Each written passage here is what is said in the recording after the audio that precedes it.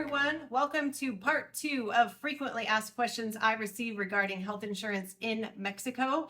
If you haven't seen my first video, check it out for other questions, but I'm going to continue going through some questions fairly quickly just to get the information out right now, but I will be expanding on each one of these questions in future videos for more education. For now, I go through them very quick. If you have any questions that are not covered in this video or the previous one, feel free to let me know and I'll make another video answering those. Hopefully this is going to help you if you are planning on moving to Mexico and you want to understand how the system works, or if you are already in Mexico needing to get insurance. These questions will help you to decide what's best for you. First question, how are claims paid? Now this typically depends on the insurance plan, but there is some generalizations. Most of the time, the insurance carrier is going to require you to pay for your expenses up front and then get reimbursed or have it go towards your deductible if you are in and out of the hospital for something small and there's no time for the insurance company to speak with the medical provider to verify everything. Now, if you are admitted into the hospital, you have something bigger going on, there is time for the insurance carrier to verify the coverage and send the hospital saying a guarantee of payment saying, yes, we are going to pay for this. Now, then there's time for money to be sent direct and you should not have to pay for it up front. Some insurance plans are out there where they have direct contracts with some medical providers, doctors' offices, they will pay direct, but that is not common. Most of the time, how I described it is how it works. Now, once you're in the hospital and there's negotiations and money's gonna be sent, sometimes that does take a while and people tend to get frustrated. They want payment to be made right away. It's not gonna be in 24 hours. It takes a little bit of time for the insurance company to send the money, depending on what's going on. So that's more information for the next video. Next question, waiting periods. Waiting periods do depend on the insurance plan. If you have a Mexican policy, they all have waiting periods for very specific conditions. So if you have not had insurance before and you're coming new to the plan, then there's going to be a waiting period for some different things that are going on. There's like 10 months for this, 9 months for this, 6 months, 12 months, 2 years. The Mexican insurance companies have a little bit odd waiting periods, but that is all described up front when you get the policy. The international expat plans, the typical one that I work with is a 30-day waiting period for chronic diseases, if you have something that's going to be a long-lasting thing. But for accidents and illnesses, infectious diseases that you'll get over quickly, those are all covered from day one. But again, it depends on the insurance policy. Some of them have different rules and different things going on.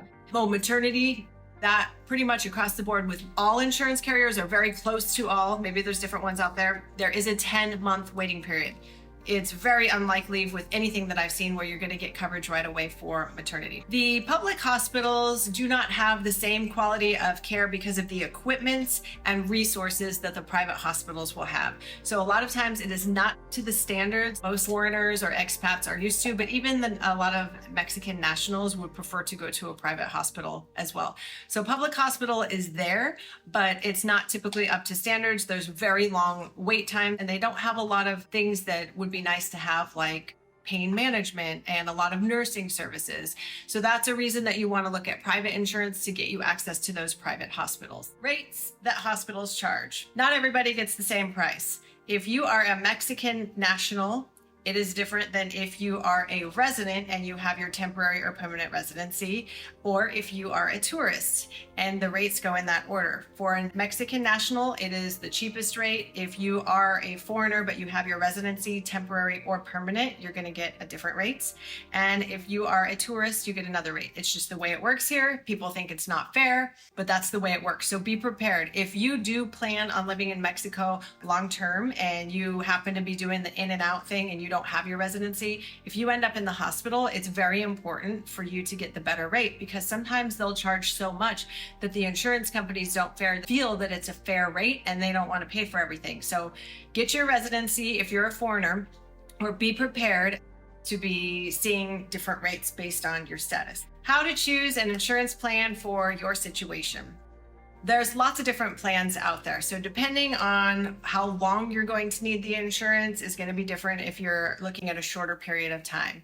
If you are going to be out of your home country, you know you're just being a nomad and you're going to go back to your country within a couple of years, 3 years, then you can get a plan with slightly less benefits that's going to be maybe at a better price point. But if you plan on staying in Mexico or being a nomad for a long time, traveling year after year, you're going to want to get a plan that has sufficient coverage with higher benefits over a long period of time. If you're going to be a very short period of time, you can even just do a travel plan for 1 year or under. That's going to save you some money, but you have to know that it's not going to be sufficient for a long period of time. There's lots of factors that go into picking a plan that's best for you. Depends on the coverage, and that's where you need to get with your broker to go over all the different options for you. Medical evacuation plan. This is a good question because a lot of people think that the health insurance plans have this in them already. And that is true. When you look through the benefits, there is medical evacuation, but it is only to the nearest facility that can treat you. It is not to your choice. So if you're in an area where you need some medical care and it's not in your area, it's an hour away, there will be either a road evacuation or air evacuation included in your policy, which will take you to the nearest facility for treatment, but not to your home country.